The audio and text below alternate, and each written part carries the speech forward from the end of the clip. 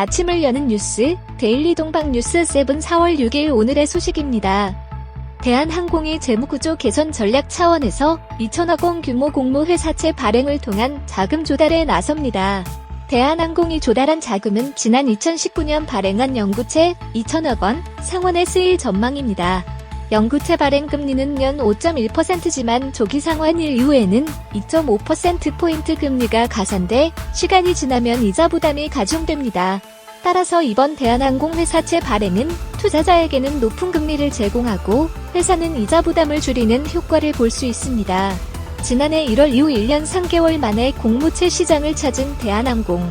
그룹 지주사인 한진칼의 경영권 분쟁 종식이라는 불확실성이 해소될 만큼 수요 예측 흥행 성공 기대감이 높아지고 있습니다.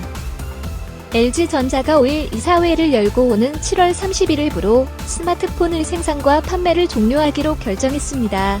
이로써 LG전자는 1995년부터 시작해온 휴대폰 사업에서 26년 만에 손을 떼게 됐습니다. LG전자는 스마트폰 사업 중단으로 단기적으로는 매출 감소가 있을 수 있으나 중장기적으로 사업 체질과 재무 구조의 개선 효과를 기대하고 있습니다. LG전자가 스마트폰 사업을 철수하기로 하면서 그 빈자리를 누가 채울지 관심이 높아지고 있습니다. 일단 국내 시장은 외산 스마트폰의 무덤이라고 불릴 정도고 같은 안드로이드 체제인 삼성전자 갤럭시 스마트폰의 점유율이 높아질 것으로 기대됩니다. 또한 샤오미도 가성비를 앞세워 시장을 공략한다는 계획입니다. 과연 LG전자가 떠난 국내 스마트폰 시장은 어떻게 재편될까요?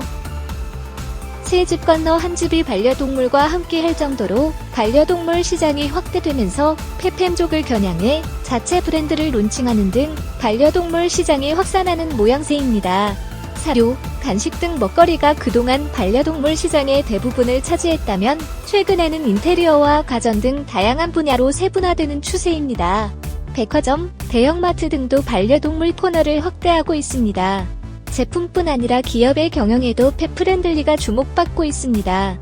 반려동물 관련 제품을 기부하거나 봉사활동 등을 활용해 ESG 경영을 실천하는 것입니다.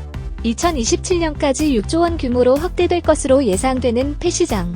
반려동물을 위한 어떤 제품들이 있는지 알아볼까요? 지난해 기업 공개 최대어로 지목받았던 SK바이오팜, 카카오게임즈, 빅히트 엔터테인먼트의 희비가 엇갈리고 있습니다. 세 종목 모두 상장 직후 공모가의 2배로 시초가가 형성되고 상한가를 기록하는 따상에 성공한 바 있습니다. 하지만 이후 모두 주가가 하락했습니다. 빅히트는 올해 들어서도 상승세입니다. 빅히트 주가 상승은 최근 국내외 엔터테인먼트사들을 인수하며 세계적인 엔터 플랫폼으로 성장할 수 있다는 기대감이 반영된 것으로 분석됩니다.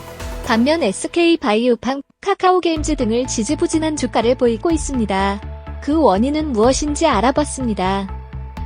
현대자동차와 기아의 완성차 수출 단가 상승률이 두 자릿수를 기록했습니다. 한국자동차산업협회 통계월보에 따르면 현대차의 지난해 평균 수출 단가는 1대당 19,550달러입니다. 이는 전년 평균 단가 17,598달러 대비 11% 높은 수준입니다. 기아 평균 수출 단가는 1대당 17,187달러로 역시 전년 평균 단가 대비 11% 높습니다. 현대차, 기아 판매 단가 상승은 SUV, 제네시스 등 고부가가치 제품 수출 확대와 밀접한 관련이 있습니다. 이 차량들은 경차, 세단 등 기존의 주력 차량 대비 1대당 판매 가격 높고 수익성도 좋기 때문입니다. 코로나19로 어려운 상황에서도 고부가가치 제품으로 승부한 현대차와 기아. 시장의 기대치를 뛰어넘는 영업이익이 기대되고 있습니다. SK바이오사이언스가 최근 코로나19 백신에 집중하기 위해 독감 백신 생산을 중단키로 하면서 지시 녹십자가 얻게 될 반사이익에 관심이 높아지고 있습니다. 현재 독감 백신 1회인 녹십자는 꾸준한 매출 증가 속에서도 각종 비용 부담이 커지면서 영업수익성이 저조해진 상황입니다.